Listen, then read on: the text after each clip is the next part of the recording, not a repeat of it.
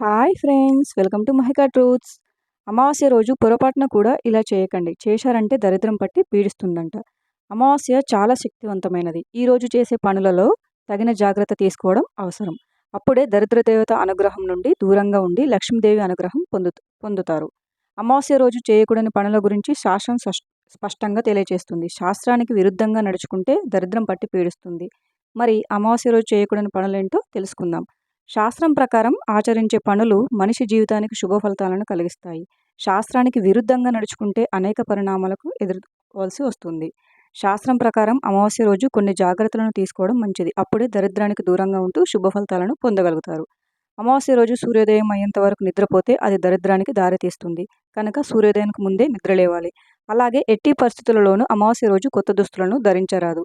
అమావాస్య రోజు మధ్యాహ్నం నిద్రపోవటం కూడా దరిద్రానికి దారితీస్తుంది. కనుక అమావాస్య మధ్యాహ్నం ఒక్కరోజు నిద్రించకపోవడమే మంచిది.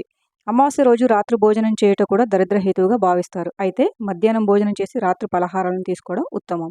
అమావాస్య రోజు తల్లిదండ్రులు లేని వారు పెద్దల పేర్లు చెప్పి నీళ్లు వదలకపోవడం కూడా దరిద్రాన్ని కలిగిస్తుందని అంటారు. కనుక శాస్త్రం ప్రకారం స్నానం చేసిన వెంటనే పెద్దలకు నీళ్లు వదిలిపెట్టాలి.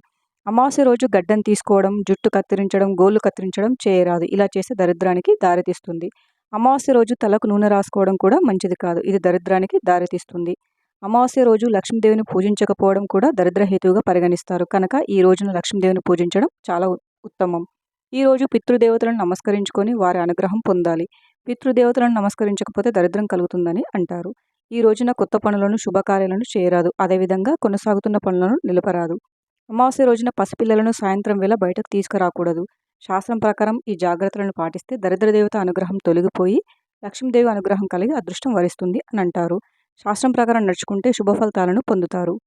Thank you for watching friends. ఈ వీడియో కనుక మీకు నచ్చినట్లయితే వీడియోని లైక్ చేసి మరిన్ని వీడియోల కోసం మా ఛానల్ని సబ్స్క్రైబ్ చేసుకోండి.